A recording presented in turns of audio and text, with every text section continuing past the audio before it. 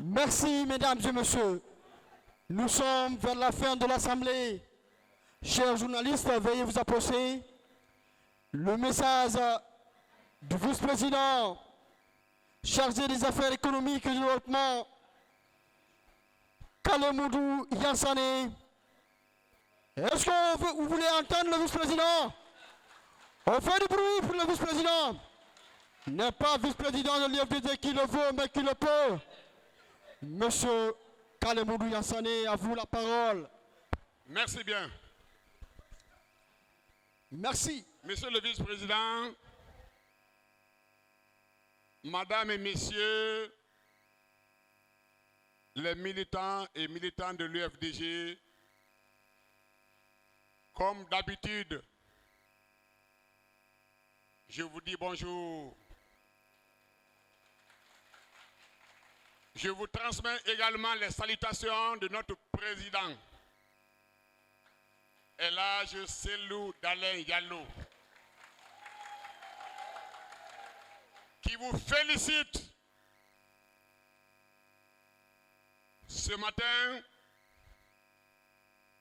j'ai eu plus de 4 appels de la presse qui se demandaient si c'était possible aujourd'hui de tenir une assemblée générale. Moi-même, je n'étais pas sûr. J'ai été agréablement surpris de constater que les militants de l'UFDG se sont encore massivement mobilisés malgré la pluie. Je vous remercie encore et je vous félicite. En termes de compte rendu, je voudrais vous rendre compte que notre frère et ami, un responsable la première heure de l'UFDG, à la personne du maire Abdoulaye Ba, a perdu le lundi dernier son papa. À cette triste occasion, le président Cellou Dalein Diallo a dépêché une importante délégation pour Kindia. D'abord sa famille, puisque Haya Alimatou Dalein et sa grande sœur Isombo étaient sur place. Mais ensuite, le parti, le vice-président Fodé Oussou lui-même,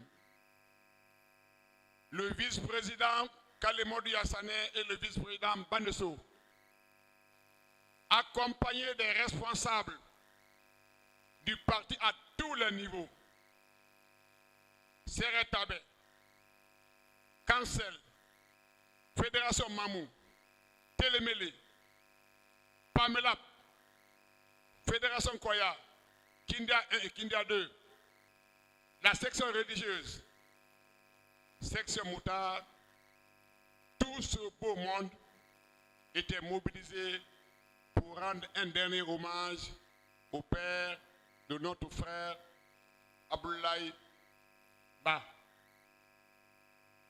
Nous prions Dieu d'accorder le paradis à cet illustre monsieur.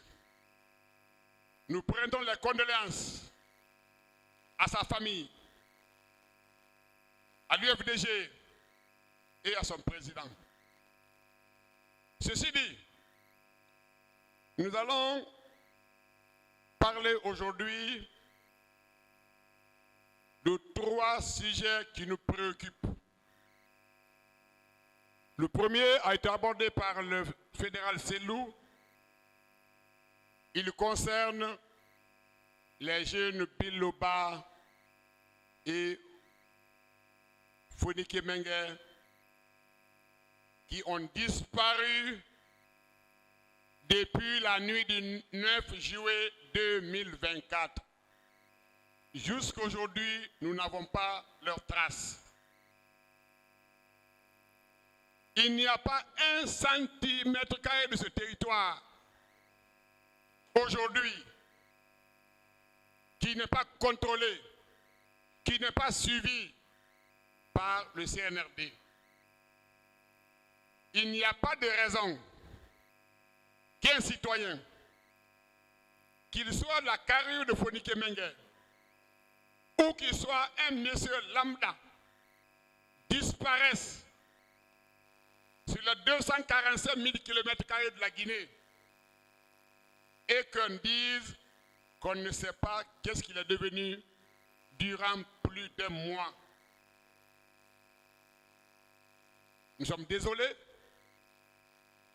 mais nous devons rendre responsable le CNRD. C'est le CNRD qui a pris la responsabilité des destinées de la Guinée, oui ou non? Tout ce qui arrive à la Guinée, tout ce qui arrive aux Guinéens, qui est responsable?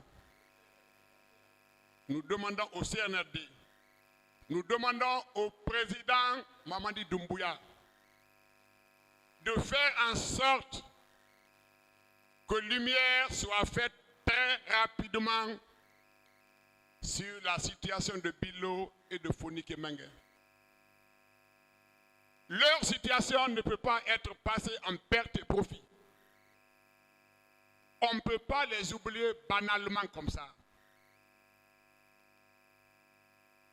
Ils sont tellement importants, tellement connus, qu'il ne peut pas, c'est pas possible qu'ils disparaissent comme ça. Ces messieurs ont mobilisé ici à Conakry plus de millions de Guinéens. La tannerie au stade. Il n'y a même pas eu d'égratignure. Tout le monde en rouge. Tout le monde dans la rue. On chantait, on dansait. Il y a eu des discours. Il n'y a pas eu d'incident. Lorsque les manifestations sont autorisées, encadrées, il n'y a pas d'incident, il n'y a pas d'accident, il n'y a pas de mort. Ces messieurs sont devenus aujourd'hui une référence pour les Guinéens.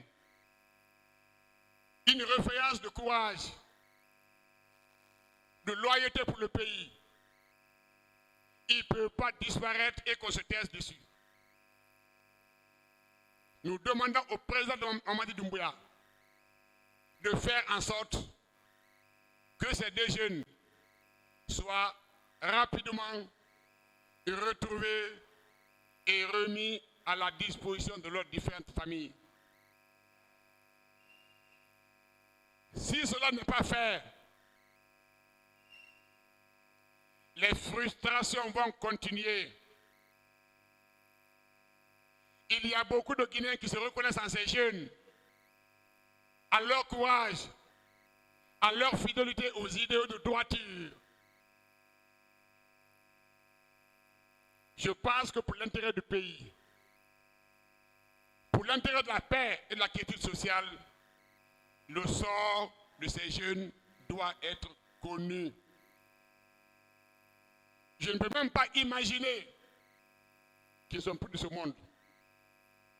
Je pense, je suis sûr, qu'ils sont encore vivants. Nous souhaitons vivement qu'ils soient retrouvés et mis à la disposition du peuple de Guinée. Le deuxième sujet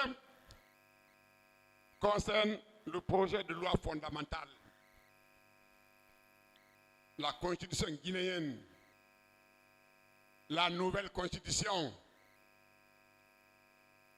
qu'on intend d'écrire depuis 3 ans. Il y a trop de spéculation là-dessus. Mamadi se présente, on a fait sauter les verrous de CNT, les membres du gouvernement. Nous ne pouvons pas accepter les spéculations. Le serment est sacré. Le président Mamadi Doumbouya a juré sur une charte dans laquelle il est écrit noir sur blanc qu'aucun membre du CNT, aucun membre du gouvernement et lui-même ne seront candidats à quoi que ce soit. Il a répété plusieurs fois, oui ou non. Il n'était pas contraint. C'est lui qui a écrit la charte. C'est lui qui a juré dessus. Et il a fait plusieurs déclarations en disant clairement qu'il n'est candidat à rien du tout. Donc, ce n'est pas la peine de faire des spéculations. C'est parole d'officier. C'est parole d'un homme qui respecte sa parole, qui respecte son grade, et donc qui veut qu'il se respecte et qu'il se respecte donc. Je pense que l'homme, la valeur de l'homme, se mesure d'abord par le respect de ses engagements. On dit que Dieu, ce n'est pas un être, mais c'est le suprême. Mais qu'est-ce qui est plus fort que Dieu? C'est sa parole. C'est vrai ou c'est faux? Ce qui est plus fort que l'homme, c'est sa propre parole. La parole de Dieu, c'est le Coran, c'est la Bible. Lorsqu'on a juré sur le Coran, on a juré sur la parole de Dieu. On est tenu de la respecter. Lorsqu'on a juré sur un contrat, lorsqu'on a signé un contrat, ça peut être un contrat privé, ça peut être une charte, ça peut être un livre saint, on doit le respecter. C'est pourquoi pour nous, nous n'avons aucun doute, jusqu'au moment où je vous parle, que le président Mamadi Doumbouya n'a pas l'intention de briguer un quelconque mandat à l'issue de la transition. C'est lui qui l'a dit. Il n'a pas dit, ah si on m'autorise, puis on m'autorise. Il a dit, je ne suis candidat à rien. Il a écrit, il a signé, il a juré devant le peuple de Guinée qu'il n'est candidat à rien du tout. Ça ne sera pas concevable, ça ne sera pas acceptable qu'on apprenne un jour par ce que le célèbre magistrat de la Cour constitutionnelle disait, parlait de sirènes, les animateurs des sirènes révisionnistes. Il ne faut pas qu'ils les suivent. Il faut que le peuple de Guinée et ses cadres tirent les leçons de notre passé. Qu'est-ce qui a provoqué les événements du 28 septembre, au cours desquels nous avons perdu plus de 150 personnes et pour lesquels l'ancien président vient d'être condamné? Qu'est-ce qui a provoqué ça? C'est parce qu'un jour, il a dit, je vais ôter la tenue, je vais me présenter. Ça nous a conduit à ce que nous avons connu. Ça nous a conduit aux manifestations du 28 septembre. Et les conséquences aujourd'hui, les familles endeuillées les supportent. Même les familles de ceux qui sont condamnés supportent ces conséquences aujourd'hui. Il ne faut pas qu'on l'oublie. Qu'est-ce qui a amené la transition du CNRD? C'est parce que c'est sur le président Alpha Condé, je ne peux pas ne pas le dire,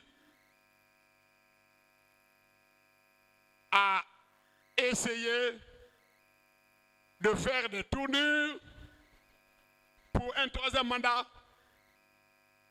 Il avait juré sur une constitution qui limitait le mandat à 2.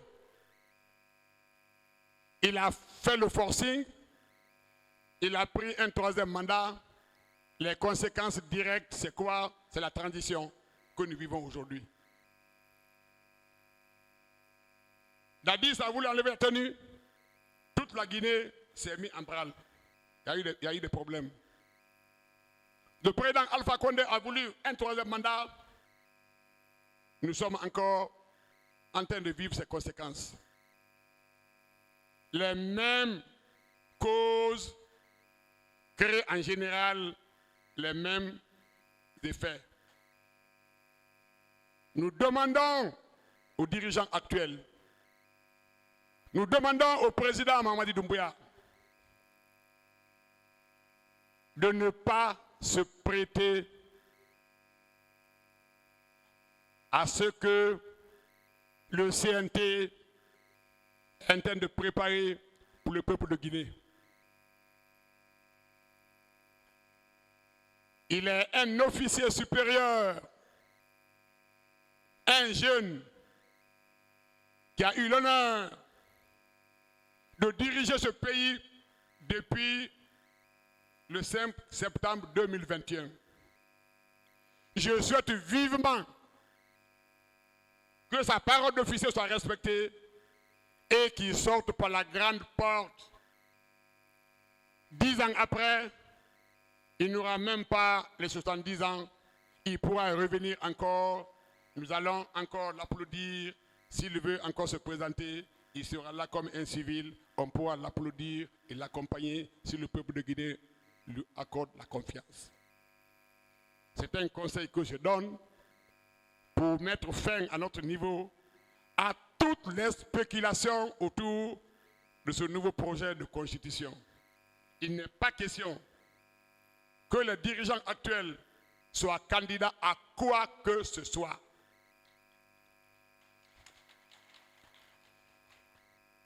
Maintenant, le troisième sujet qui nous interpelle, là, c'est un rappel et une invitation, une invite à faire encore auprès du gouvernement. Nos routes sont en train de se dégrader à la vitesse grand V. Les nouvelles routes qui viennent d'être construites sont en train de se dégrader à vitesse grand V. Les causes sont très simples. Je vous parle parce que je crois être informé de ce que c'est qu'une route et ses dépendances. Les gros camions qui roulent sur cette route aujourd'hui en faveur du projet Simandou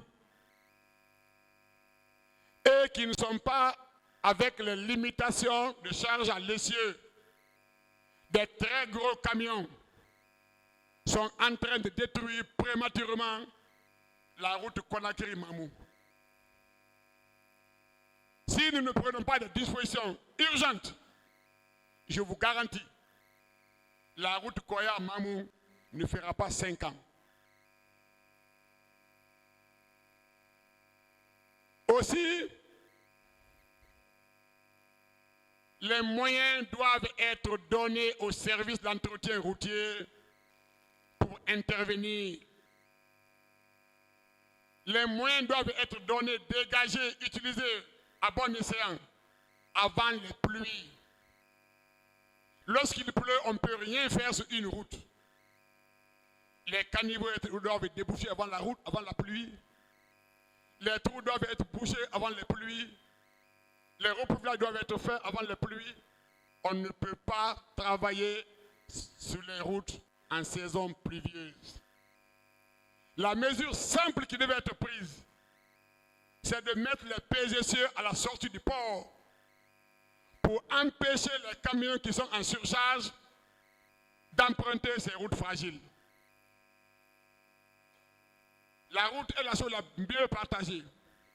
Que vous soyez pauvre et riche, chef ou moins chef, quand la route est dégradée, soit elle influence sur votre véhicule, soit elle influence sur les denrées alimentaires qui sont transportées par ces routes, sur ces routes-là. Ceux qui vont à Koya actuellement et ceux qui conduisent à Kindia, vous observez, même si vous n'êtes pas ingénieur, vous voyez que la route est en train de partir à vitesse grand V. Nous demandons au gouvernement Au lieu d'acheter les armes, la priorité aujourd'hui, c'est l'électricité, c'est les denrées alimentaires, mais c'est surtout les routes. Si on ne prend pas de dispositions, d'ici 2 ans, d'ici la fin de la saison de pluie, il n'y aura pas de route entre Dubeka et Tanene. Il n'y a déjà pas de route entre Bamou et Labé. Il n'y aura pas de route également entre Conakry et Mamou parce que la nouvelle route qui vient d'être construite va être complètement dégradée. Voilà les 3 sujets que je voulais aujourd'hui présenter. Premièrement, les sujets concernant Founike Mengue et Biloba. Nous ne pouvons pas les oublier. Ils sont dans nos cœurs. Ils ont montré leur preuve de fidélité à la Guinée, de fidélité au peuple de Guinée. Le deuxième sujet, c'est l'engagement, le serment que le président Mamadi Doumbouya a pris devant la communauté guinéenne et la communauté internationale de ne pas être candidat à quoi que ce soit après la transition. Le troisième sujet, bien sûr, c'est interpeller le gouvernement à veiller au respect de la circulation en limitant les charges à l'essieu à 11 tonnes maximum. Sinon, les routes que nous avons construites à grands coups vont se dégrader prématurément. Je remercie la presse qui a quand même s'est mobilisée sous cette pluie. Et donc, je